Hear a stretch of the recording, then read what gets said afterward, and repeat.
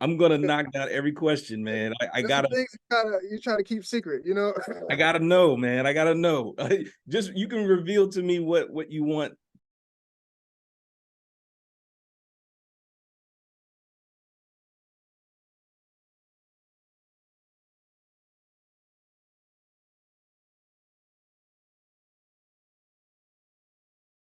Who is Cadell Cook? Uh-oh. I told you it's simple, but it's a hard question. Simple yet profound. Yes. Uh, I've had to ask myself that question quite a few times. Uh, I started off in music, and throughout high school, I played a lot of instruments, and I used to I wrote for my jazz band, and stuff like that. So, Okay. and then I kind of got into sound design after college. So I'm a sound designer and mixer, and I throughout that whole time, I've always written lyrics to songs and short stories, poetry, stuff like that. I got into writing screenplays when I met a few local actors. I wrote a novel, a sci-fi novel, a few years ago. So what I've come to realize is that I'm a creative, whatever that means. Uh-huh. Yeah, So you're a creative, but you wear many hats. yeah, From what I gather, you are a writer, a director, yeah, a producer, yeah, a sound engineer. yeah, yeah. You're what they call a multi-hyphenate. That is like the new term that everybody's throwing around. That's the new thing, right? Yeah, I'm one of Yeah, those. I'm one of those. um, so you have a new feature film called Forgetting Christmas, and it tackles the effects of Alzheimer's. Um, can you speak on that a little bit? Yeah, so Forgetting Christmas is a holiday drama about a family that is experiencing the early stages of Alzheimer's disease, Mhm, and I made it for a few reasons. Um, well, one being I do have Alzheimer's in my family, mhm, and it has caused some difficulties in the family. So I made the movie to not specifically focus on the disease and like to sensationalize it, but it's right. really about um, the community and the family that can come around someone who is affected by it, Mhm, and how important it is to sort of build that community. And I wanted for people to feel people that have gone through it or are going through it to feel one that they're not alone, and I also want that the film can inspire people to sort of talk about what they're going through because it does psychologically affect family and friends in a really specific way, and it can be hard to talk about and hard to sort of get over. So I kind of right. want the movie to do a few things for people. It's good that you're actually tackling a subject that is not often talked about within the Black community, Black and Brown community. It is something that has had effects within our community, and it's good to shed light on these particular topics because it is very important to discuss, understand, and get basically just get a better understanding of you know what families go through.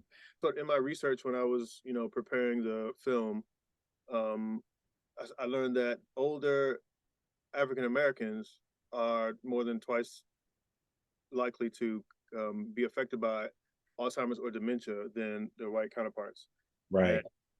part of the reason I believe is that we don't get access to the services that might sort of um, make the symptoms a little more manageable, sort of. Mhm. Um, and we don't go to the doctor.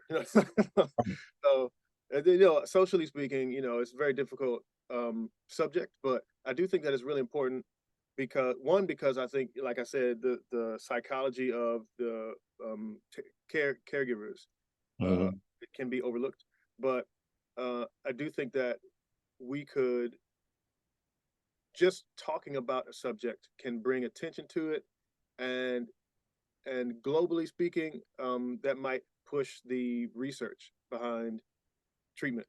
Right. If more people are speaking about it, if it becomes more of topic, at least in multiple communities and stuff like that, then maybe there'll be more research for finding a treatment or some kind of cure. Right. It just sheds more light and brings more awareness to the subject. And I, like you said, I think it's something that's very important that we need to talk about in our community. Are these the type of stories that you are interested in telling?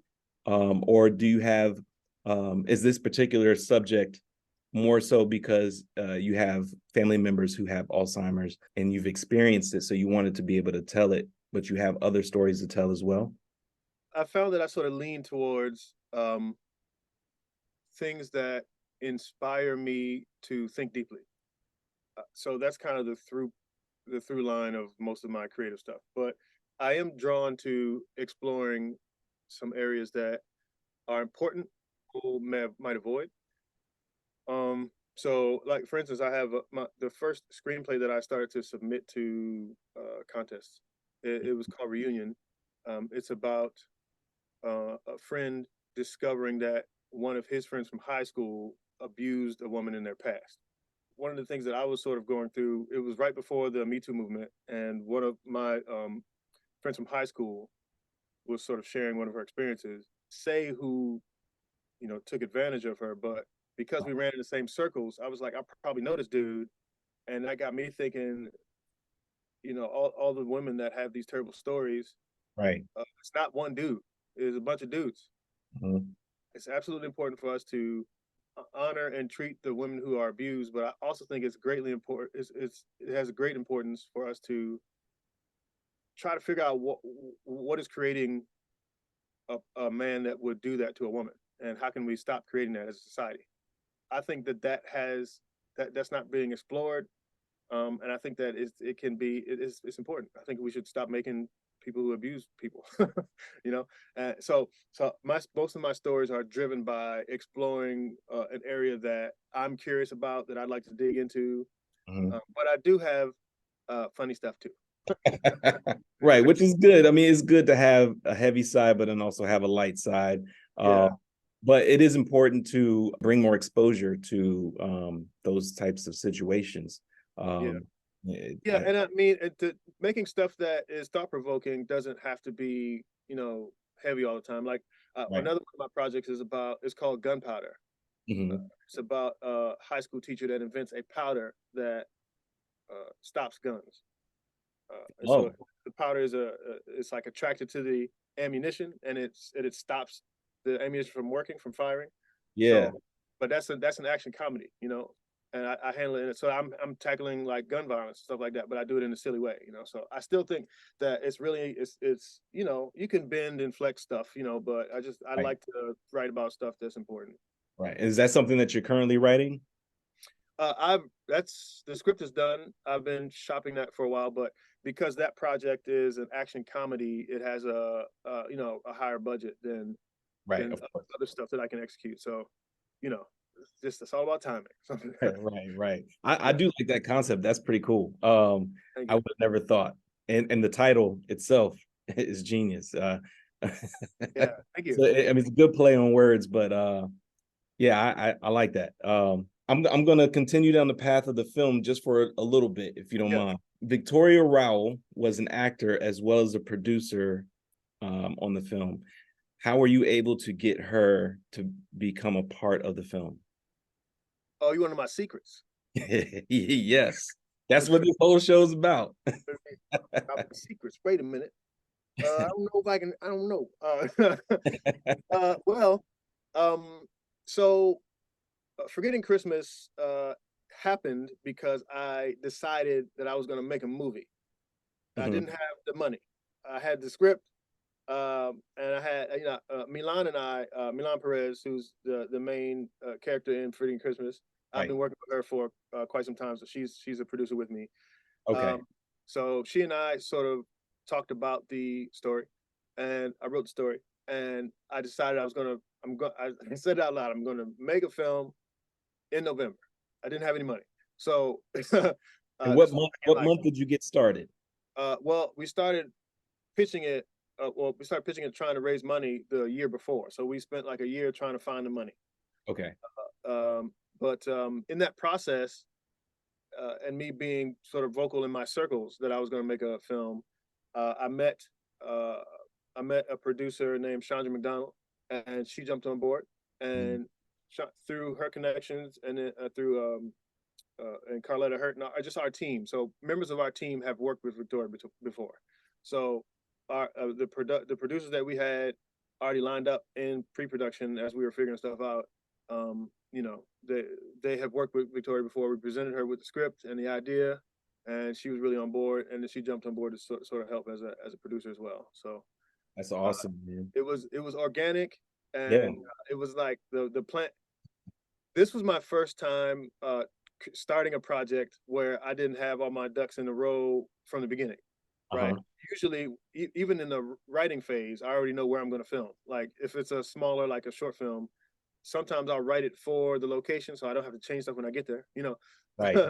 So but for this one, I was like, in order to make this feature, I have to just decide I'm going to do it and then make it happen on the way. Anyway, as we were rolling, Victoria jumped on board because she saw that we were moving and we had a good script and we had a good team, and we started to build. We started to the project was rolling. So she came on board to really strengthen things, and she was great to work with. I'm sure that was an amazing experience. You had to have been super excited once you got the news for the first time. I'm sure you were. Well, you know, I yes, I was excited. I don't know really if that's the right word. Excited and terrified. Yeah, yeah, Yes. yeah. Yes.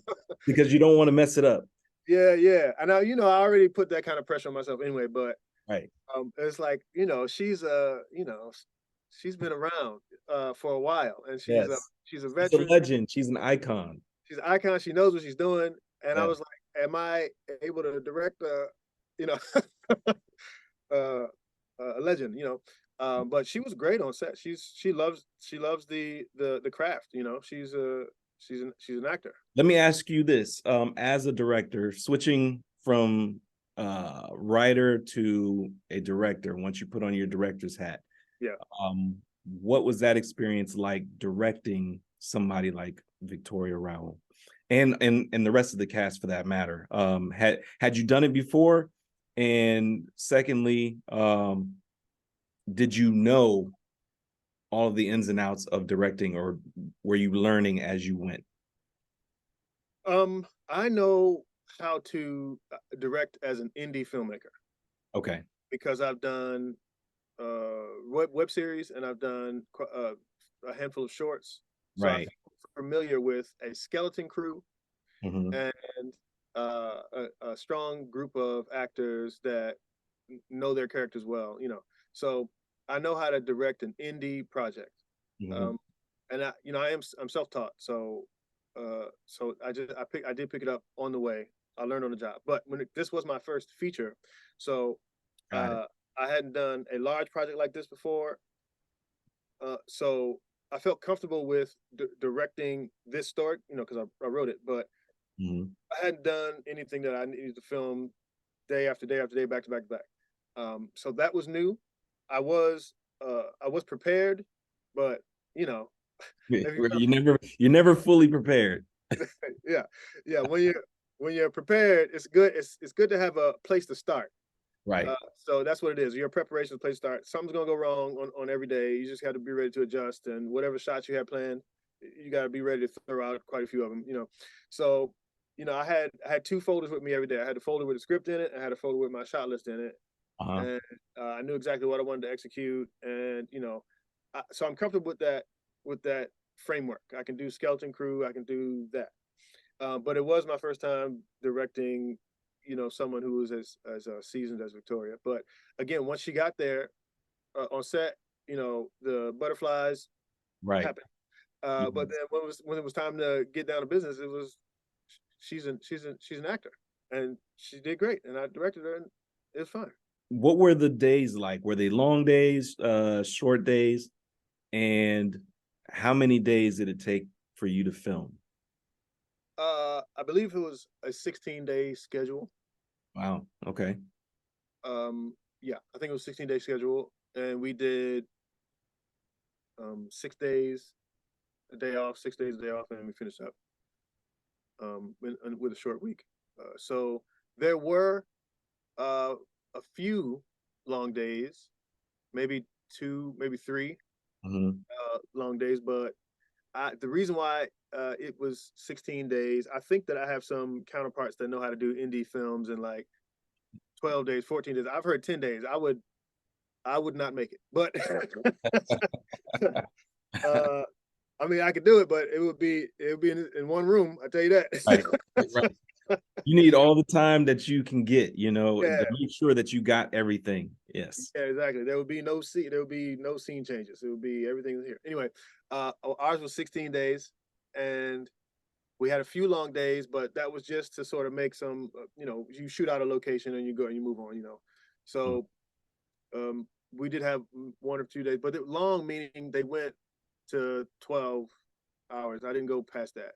gotcha. So Yeah. most of my days were 10 or 11. Mhm. And it's, one, I want to respect my cast and crew because we were going back to back, and 16 days. But once you reach that middle week, people can start to hate each other. So Right. we had a really good team. That didn't happen, but I was trying to avoid that. You know. Yeah. Yeah. So yeah, but we only had a couple, and we had 2 or 3 night shoots. The last week was our night shoots. Right. And those were when you're shooting the scenes at night outside. Yeah, Uh, kind of gotcha. yeah. You Okay.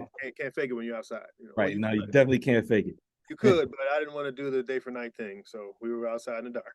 Right. Yeah. I've seen there's been a few people who've been able to accomplish that, but that's a difficulty within itself. Yeah, yeah. I heard that Nope was day for Yes. night when Yeah. they were shooting the night scenes, but yeah, that takes a skill that I have not perfected yet. So we just went Right. outside when the sun was Right. down. Um, what about the rest of the cast? How did you come about to cast them, and how did you know which actors were right for which role? Well, I have a cheat code. I'm really good at a few things, and Um, everything that I'm not good at, I get other people to do because I'm not good at faking these areas. So one of them is knowing the local talent as well as others. I'm not a casting director, but right. like I said, I've been working with Milan for a while, and Milan is also our casting director. So Oh, okay. she's an actress, so she knows a lot of actors, and she knows how to spot red flags, and she knows how to spot really strengths and stuff like that. So Mhm. um, and she and I have been working together on that in that area for some of our other projects too. So we become a little familiar with that. So most of the cast is local. There's just a few that are from out of town. I think just two. And yeah, we just went through the casting process, and it ended up turning out great. And you're in Maryland, right? Yeah, What part of Maryland? Laurel, Laurel, Maryland. Okay. I'm in Virginia, Northern Virginia, right out like 30 minutes outside of DC. DMV in the house. Yes, sir. So the film, Forgetting Christmas, has been nominated or was nominated for an award at MVAFF or MVAAFF, Yeah, Martha's Vineyard African American Film Festival. there you go. Was that your first time going to a film festival? Oh no, no, no. I've been around. I've been around. I Okay. my first project that I really pushed in the festival circuit was a short film political drama called 4 Points, and Hmm. that's on Tubi right now. So that was a really good project, man. It's always a conversation starter. It's a political drama, so it's like you pick a side, and sometimes the characters will flip your own opinion on some things. It was great. Right. So we had good fun with that project. I have to check that out because I didn't get a chance to watch that. Um, Yeah, yeah. It's on. 4 points on Tubi. Yeah, 4 points, and you spell out the number four. Gotcha. Okay. Okay, 4 points. So we submitted that to quite a few festivals. We actually got into um, the Martha's Vineyard African American Film Festival with that short in 2019. So I've been to Martha's Vineyard before Hmm. for that other festival, and we got into maybe 15 other festivals with that short. Right. And yeah, so I've been around the film festival circuit for a little while. Okay. So you didn't just go to Martha's Vineyard African American Film Festival. You've been to other film festivals as well? For Forgetting Christmas, we got into the International Black Film Festival, which is in Tennessee, and that hasn't happened yet. Okay. And we submitted to some other ones, but we haven't heard back from those yet. So uh, we're still in the process of that. Right. Right. Well, hey, I hope everything goes well for you. I'm sure that they will get picked up because the story's there, the quality's there. To be quite frank, I was really blown away by the quality of the film. Oh, thank you. Yes. And the reason why I say that is, and it's not to knock anybody because everybody has everybody starts at different points and it takes time to build up to certain levels of quality. But when I turned your film on, the quality, the look, the sound, the color grading, everything was spot on point. I didn't really see too many flaws. And that's just my opinion. But I thought it was a great film. Like I said, it was definitely a great story, great cast. Everybody acted amazing, and the quality of it. I would expect to see, on maybe like Peacock or some of these other platforms out there. And like I said, not to knock Tubi or anybody who's placing their films on Tubi, but sometimes you find films that might need work in certain areas. But that's everybody has their start. There's no knock on that because at least you're accomplishing a project and you're getting it out there, whereas some people don't even start at all. I appreciate that. Thank you. Yeah, no problem. I just wanted to make that known because I really did think it was a great film. And like I said, I was blown away by the quality of it, the editing, the sound, basically every aspect. And I was going to ask you, seeing that you are also a sound engineer, did you have a hand in doing the editing and also the sound for the film? Okay. I'm gonna I'm gonna knock down every question, man. I There's some gotta things you try to keep secret. I gotta know, man. I gotta know. Just you can reveal to me what you want to reveal, but this is more so for for the aspiring, so that way they can kind of get a feel as to what it is that they need to do to elevate to your level or a level similar to yours. Yeah, I understand. Mhm. Okay, so when it comes to independent film, you have to be really smart where you put your money. Right. And I knew that the areas that I wanted to be strong, um, that I already knew how to do, I Mhm. didn't want to put money there. So I wanted to put, like, for instance, one of the reasons why this project stands out is because I had an amazing composer and I had an amazing music supervisor. And those areas, sometimes in independent projects, that sort of gets overlooked, because that's in post production, that's near the end. You at the end, after you're done the edit, then you do the Foley sound design. Some people don't even do that, and then after that, you do the music and the color correction. All that's at the end. So usually, at that time, you're all the way out of money, right? But but because I started in music, I had music in mind from the very beginning. So I was talking to my composer before we even started filming. Um, and and so in those areas, I needed someone else to help me, but all the areas that I can do, I did, to make the Right. budget make sense. Right. And there's nothing wrong with that. If you Right. have to reach out to other individuals to take care of certain aspects of the film, that's a part of being a director slash producer, and making the right decisions to make your project as strong as possible and a contender in these film festivals, Right. as well. So yeah, I commend you, and there's nothing, like I said, there's absolutely nothing wrong with that. I was just curious because you have, sound mixer, sound engineer. Yeah. If you were killing it amongst all aspects, I would be like, man. Well, well, okay. So yeah, so I've been in sound for almost 20 years, long time. So, Um, it wouldn't make sense for me to hire somebody else to mix it. So, right. I mixed it. So I did all the post sound, and Gotcha. I taught myself the editing part. So again, there are areas like when it comes to me, I know that editing is storytelling. Hmm. So I have a strength in storytelling, and I know others can do it better than me, but I can do it pretty well. So yeah.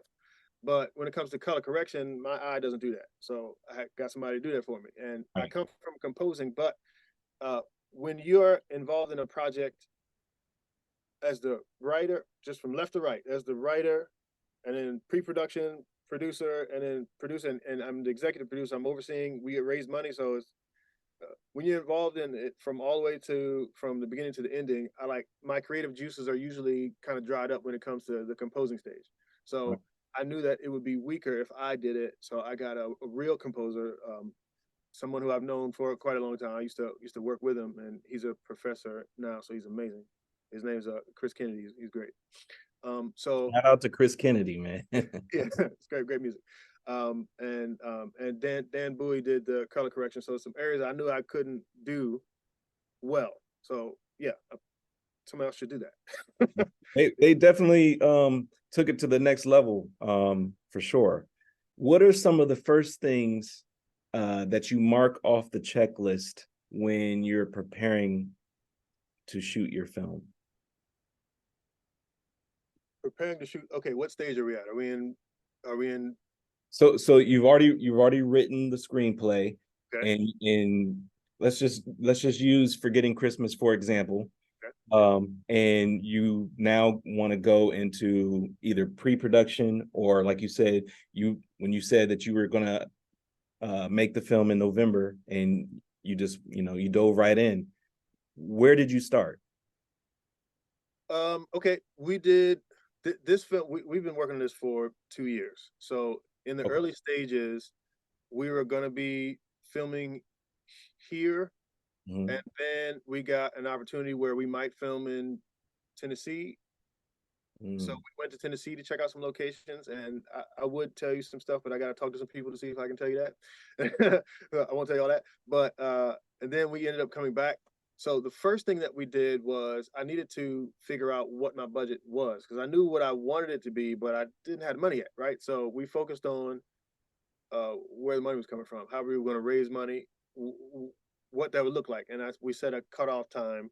Okay, by this point, whatever money we have is the money we have. Now, how can we make this work? Mhm. Uh, so, so that's how. And we, as the type of producer that I am, um, and again, I'm self-taught.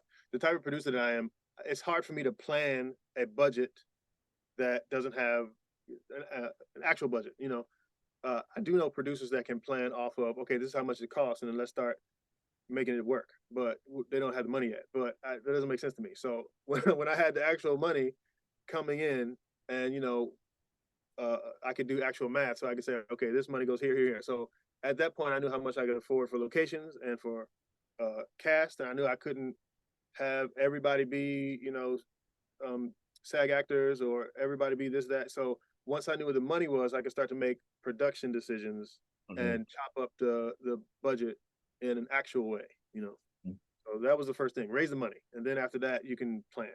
You know, Okay. And you said that you said it a couple times that you're self-taught as a producer. yeah. Um, what is needed to what is as a self-taught producer, or let me see how I can structure this question.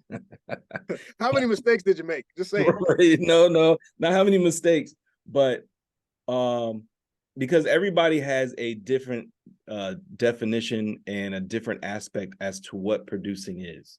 So what aspects of education did you teach yourself to become a producer? Okay. So I wanted to know the basics of just planning. Hmm. I have so because I've been in the industry for a while as a mixer, I know producers in the TV world. I know producers in the commercial world, um, Hmm. and I know producers in the promo and programming world. I know producers in places, but I didn't personally know a lot of producers in scripted, fiction, scripted features. So Right. I learned a lot from those TV producers, and I wanted to know how they plan stuff, what came first, that kind of thing. And then I got to know some just through my network. So I got to know some people that had experience in independent features, and that's they kind of fill in the holes that I don't. I haven't had experience with, even if I knew it from online research. I wanted someone who had done it before on the team. So I wanted to basically, when planning my web series and my short films, I figured out what came first, and then and I figured out how to sort of break out a very very micro budget, how to sort of plan where that goes, and where the things you can't skimp on and stuff like that. Right. So it was really more about making the money work and seeing what the order of things are, and I also, and again, this is why I say I feel comfortable as an indie director, Uh-huh. the the different roles on set, because I didn't go to school for being a producer, so I was like a gaffer and a grip grips things. Okay, you hold on to stuff. I got it. And then a gaffer, that sounds like a magical thing. I don't know what a gaffer could be, So just I just had to look up that kind of stuff. So I wanted Right. to know the basics, what people's roles were as Mhm. well. So I learned that too. Okay, cool, cool. Thank you for answering that question because it is an important question because I'm sure there's a lot of people out there who don't know where to start as far as it pertains to becoming a producer and what it all entails. And like I said before, speaking with other folks, they all have different definitions or different aspects as to what they do as a producer.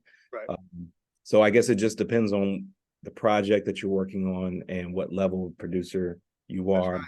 Yeah. That's right. And then again, I keep on talking about the skeleton crew because the people that have the budget to have different producers do different things, that would be very nice. But in my world, if you're a producer, help me. That's Right. that's your job. Your job is to listen, help, help,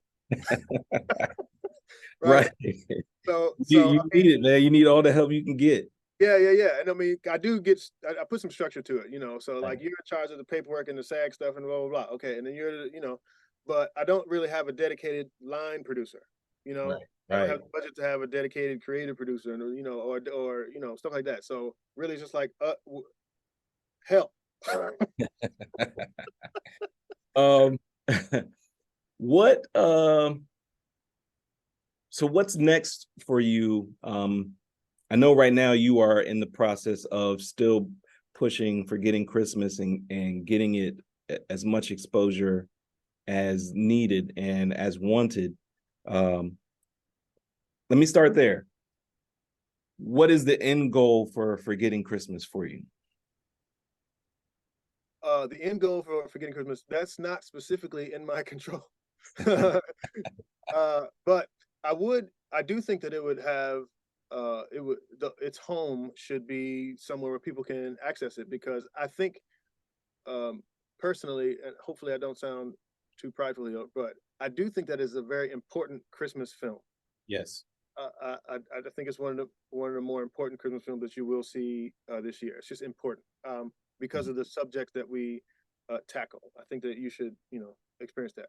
So I want for it to live on a place where people can access Mm-hmm. with without too much of a conflict. Right. But I know where I would like it to be, but the deals and the things, and I'm working on it. So I am really the team is working hard, but the industry is different with the strikes and things.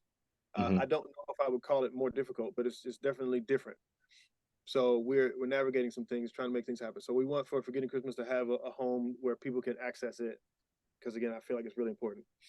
What is next for you as it pertains to, do you have any new ideas, any new scripts that you're working on? Are you able to talk about any of that? I could talk on a really high level.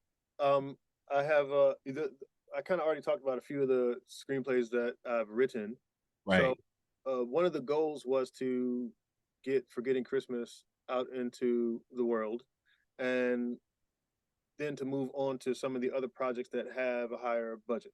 You know, um, so that's in general that's what we're working on. We're trying to get Forgetting Christmas out, and then to move on to something that has a higher budget. Mhm. We're hoping that it'll be easier to either raise the money or to partner with a Studio. production company or someone that has a pipeline or something like that. So that's the high level. That's what we're trying to do. Awesome, man. I'm excited to see where it goes. And I'm excited for you. And I am I'm glad that we were able to have this talk. I'm glad we were able to connect and speak. And that's it. That's it. Appreciate you. All right, take care. You too.